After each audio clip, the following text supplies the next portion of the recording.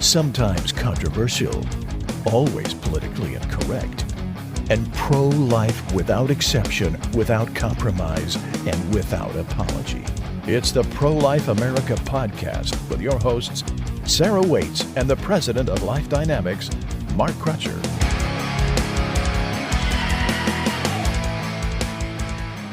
Hey guys, welcome to the show. I'm Mark Crutcher, as you heard, and lurking nearby is my worthy co-host, Sarah Waits. Hello, everyone. Well, Sarah, we had I'd say a relatively big week this week in the pro-life movement. Definitely has not been dull. Right. Unless you've been living under a rock somewhere or you're in a coma, or you're in some sort of coma of some sort.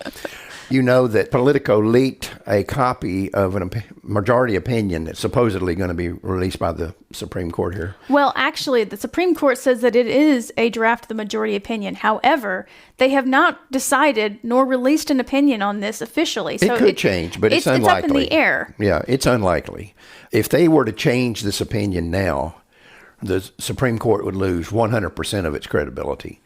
Because now they're saying that we can be influenced by political pressure, and we're not supposed to be a political body. That's what they always claim. Of course, they are a political body, but... Oh, absolutely.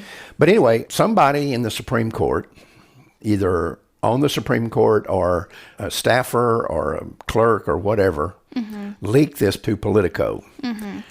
And the obvious intent was to put pressure on the 5 judges that they had identified as supporting the overturn of Roe.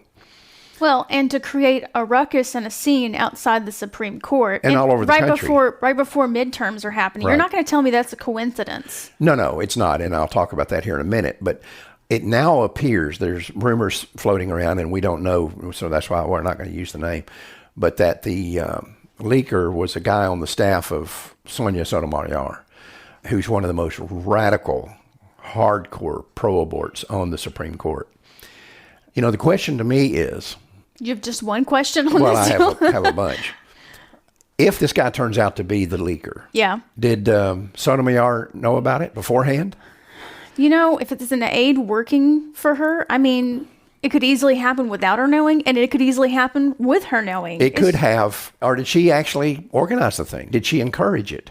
Yeah. Or maybe is she the power behind it?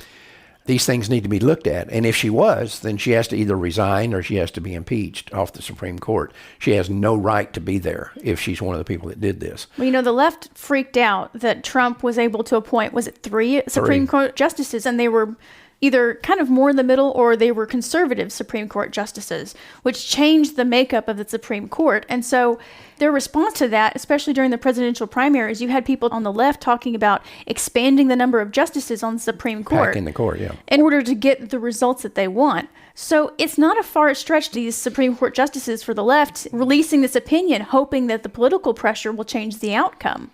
Well, there's another factor at play here that I'm convinced of. If Sotomayor knew about it, or any one of them, if it turns out that it was a staffer on somebody else's staff or a clerk for somebody else, if they knew about it, I'm going to guarantee you one thing. It was orchestrated by the Democrat Party, because it's clear that the Biden administration has been such a colossal failure. And even some Democrats now are kind of grudgingly conceding that that's the situation. Don't you know, Psaki said that they were really sad that Biden couldn't get out and speak so people could see the magic that is Biden. The magic that is Joe Biden? The magic is that the guy's still standing erect. That's the magic here. But the fact is, what the Democrat Party right now needs, because they're about to be taken to the woodshed here in November. The polls are showing that's pretty clear. Yeah. What they need more than anything else is a way to distract the public's attention off of things like inflation and the border and the crime rate, which is going through the roof. All the other things that the Biden administration has utterly failed at with no corresponding successes. It isn't like they can say, yeah, okay, we didn't do as well as we wanted to there, but look what we did over here. They don't have a look what we did over here. They don't have that to call on. What the Democrats need right now, desperately need, if they have any hope of keeping the bloodletting in November down to a minimum, they need a distraction. And they need fear. They need people so afraid that they'll vote for them. And I think that this may be what they think will do that. Yeah. Now, I think they're overplaying their hand. Oh, absolutely. Because if they think that the average American, and I'm not talking about the 10% on one end of the spectrum that are hardcore pro-life, like me and you, or the 10% on the other end that are hardcore pro-abortion.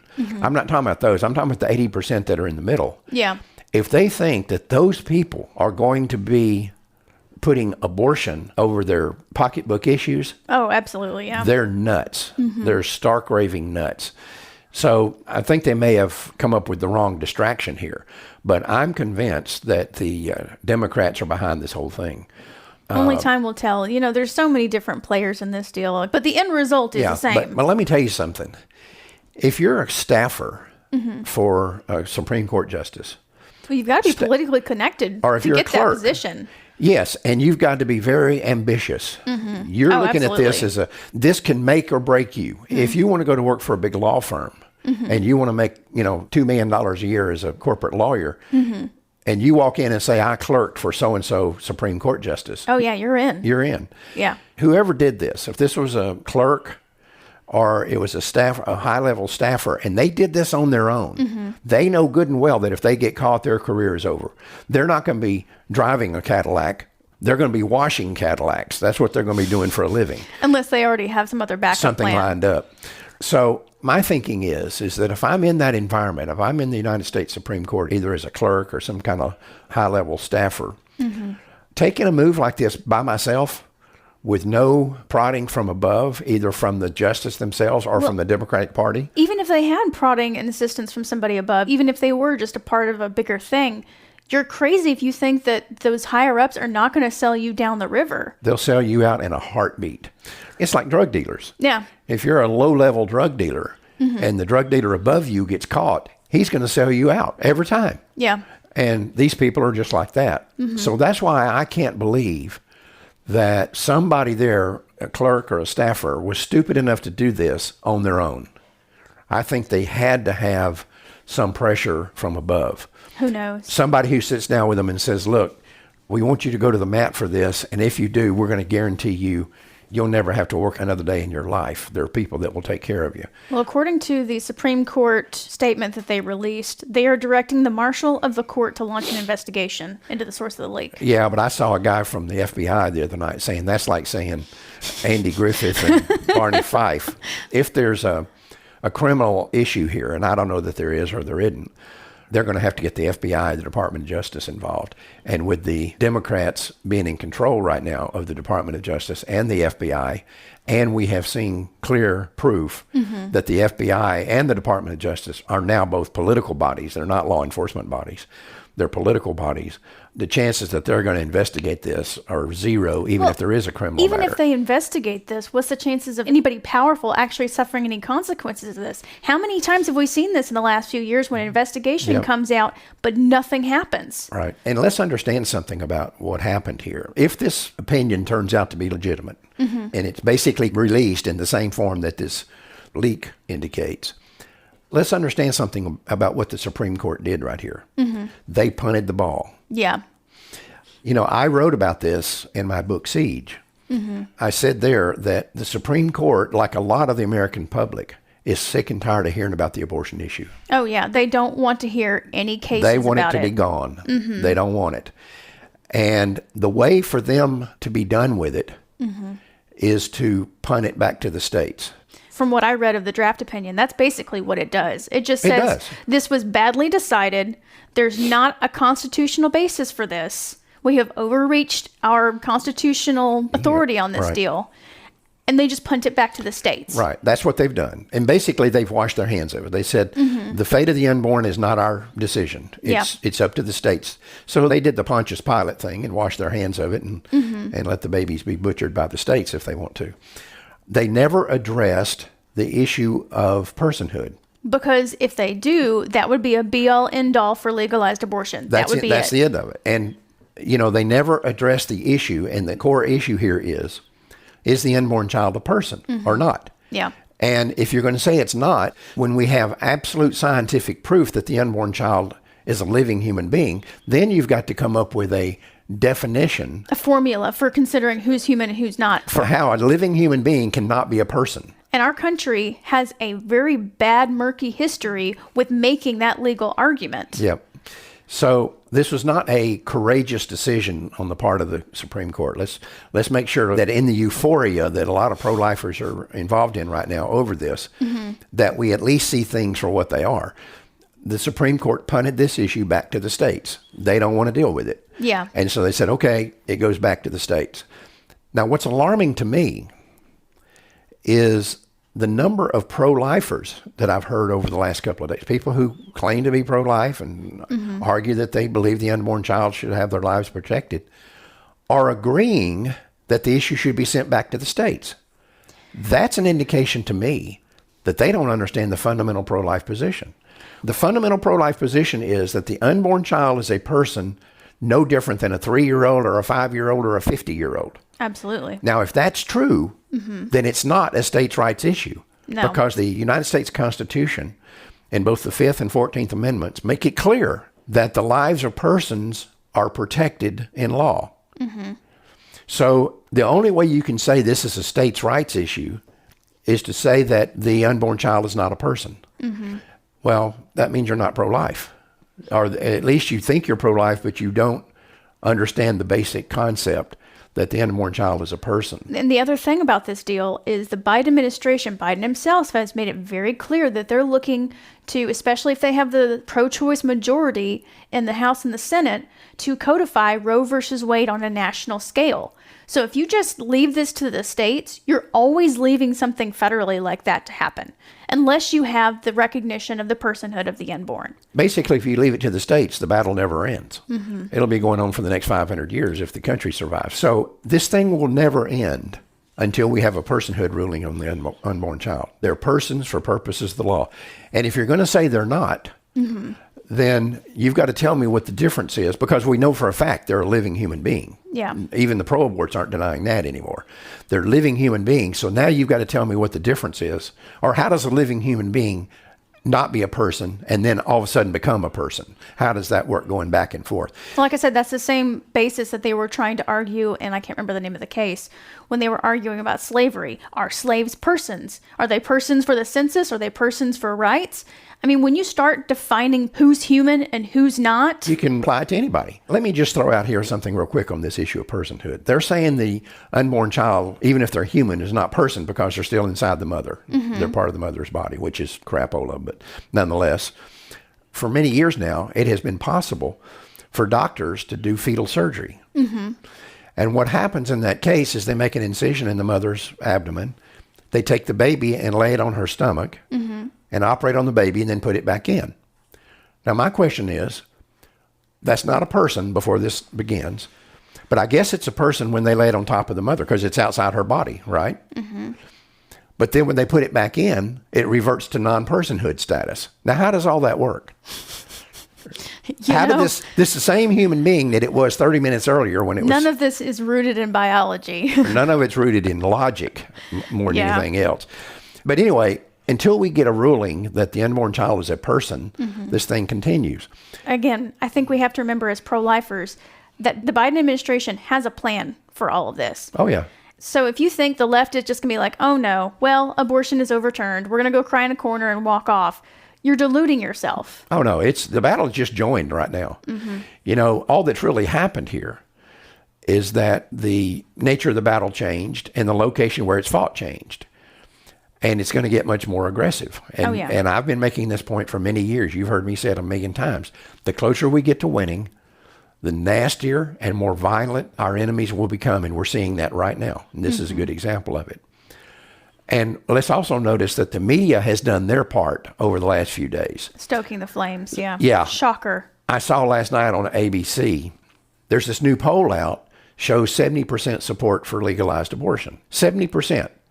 Now, we haven't seen a poll like that in 30 years. Yeah. And every poll I've seen over the last few years has shown it to be razor-thin distinction between pro-life and pro-choice. Yeah. And all of a sudden now, out of nowhere, during this 70%, week, it's 70% support for Roe. They're lying. ABC News is lying, and everybody that's repeating that poll is lying.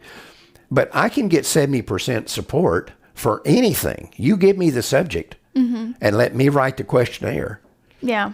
If you write the questions a certain way, you can get anybody to agree to anything. Say to anything. Yeah. If, for example, if you say, do you consider yourself pro-life or pro-choice, you might get a higher percentage of people that say they're pro-choice. But when you start to define pro-choice... But would you say, okay, do you support abortion up to the moment of birth for any reason whatsoever, for no reason whatsoever, by a girl of any age, without parental knowledge, without parental consent, and paid for with tax dollars? That's the pro-choice position. Do you support that? You won't get 10% who say they do.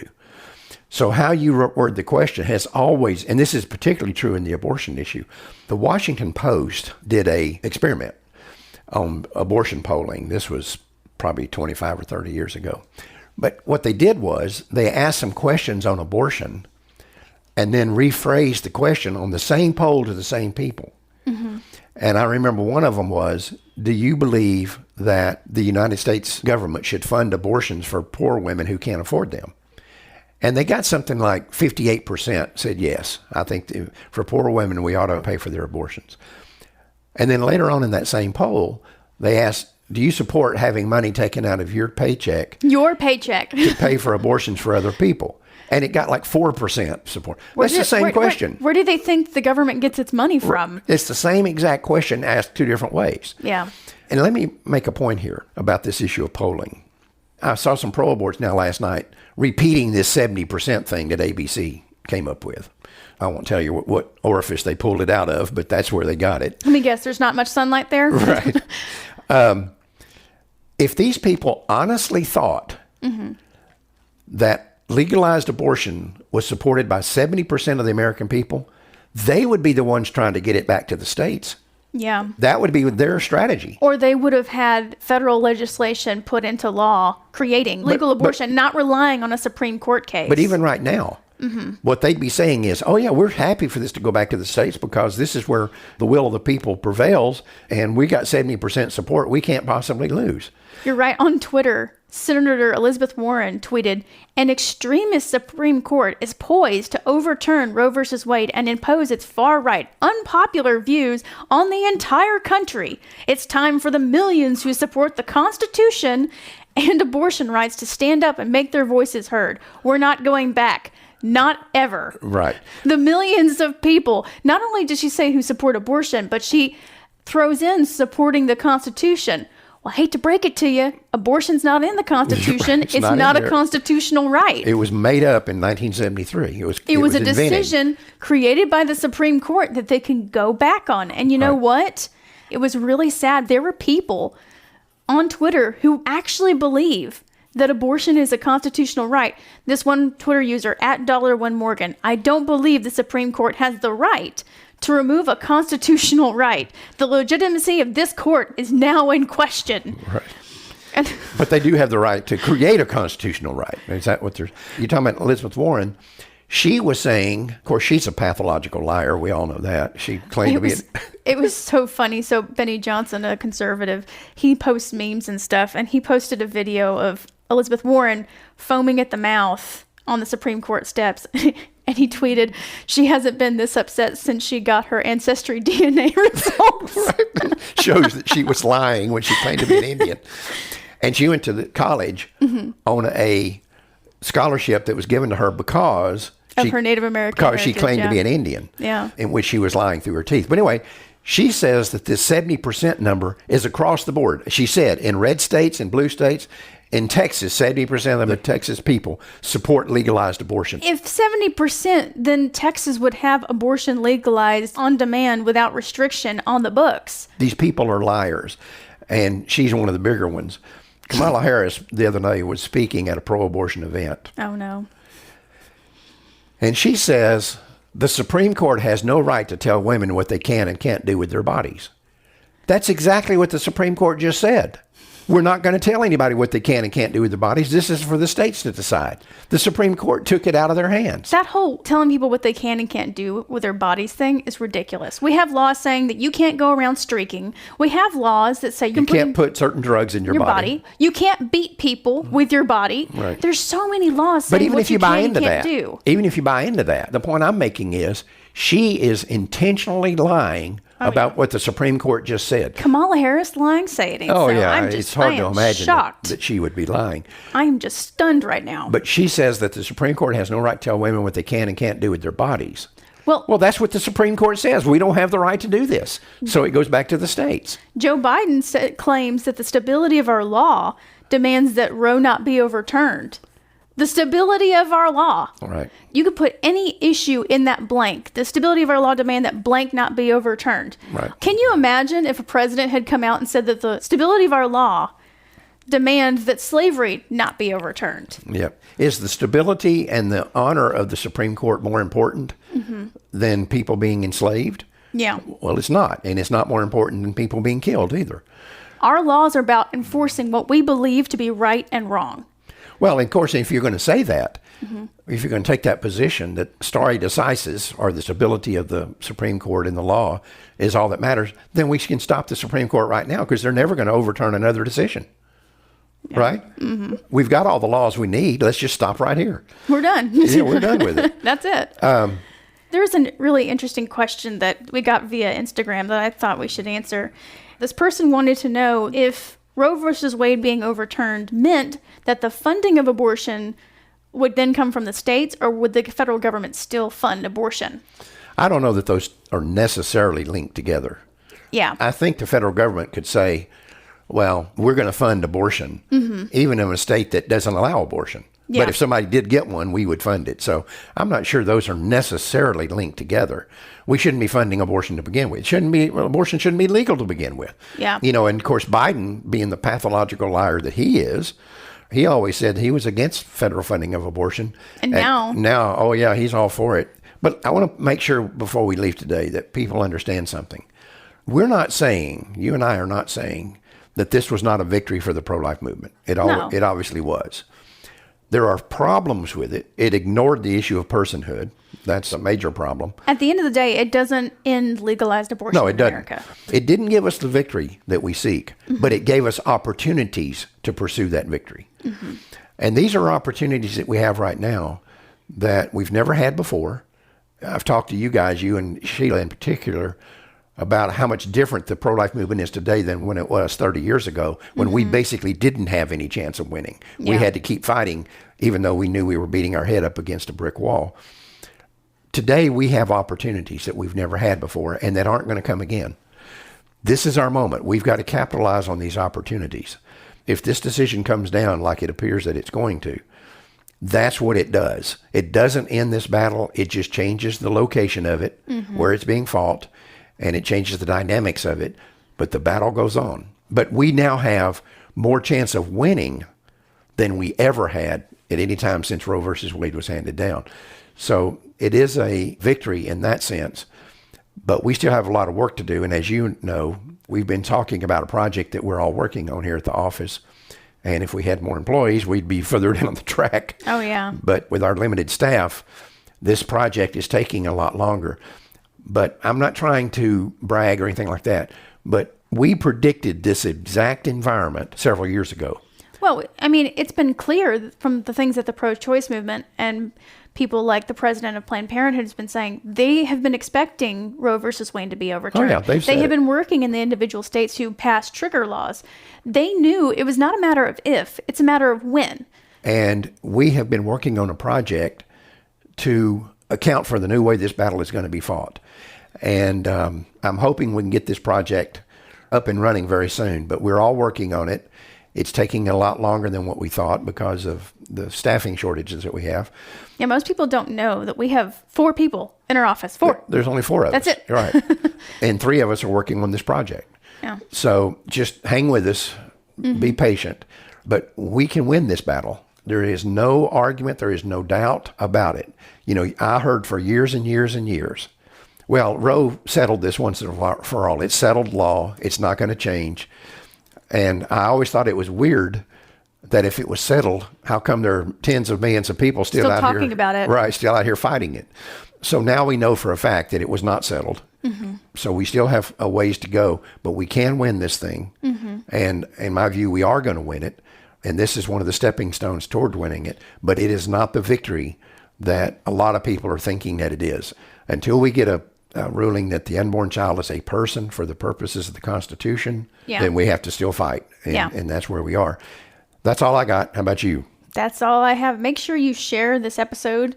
This is very important information that we're talking about. And of course, everybody's going to be talking about this issue for a while. So, Yeah, right.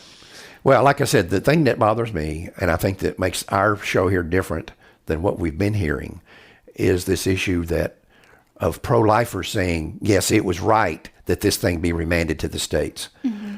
That shows a fundamental lack of understanding about the pro-life position. The pro-life position is not that it's a state's issue. The pro-life position is that the unborn child is a person entitled to have their lives protected by the United States Constitution. Yeah. And so via it should the not 5th and 14th Amendments. Yes, the Supreme Court should not have sent it back to the states. What they should have done is say that. Mm-hmm. We have decided that Roe was poorly decided because the unborn child is a person. And that would have been the end of it. But anyway, that's where we are. One thing I want to leave you with, if you think that this is a great victory, which it was, I want to talk to all those never-Trumpers out there, especially in the Republican Party, that hate Donald Trump and don't want to ever see him around.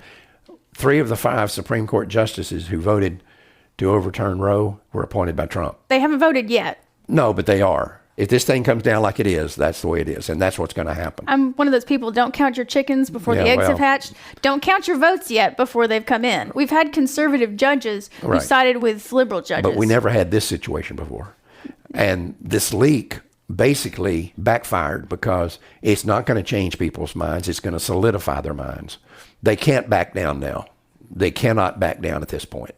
But I just want to know from all these never-Trumpers, would you have preferred that this case had been decided by the 3 Supreme Court justices that would have been appointed by Hillary Clinton?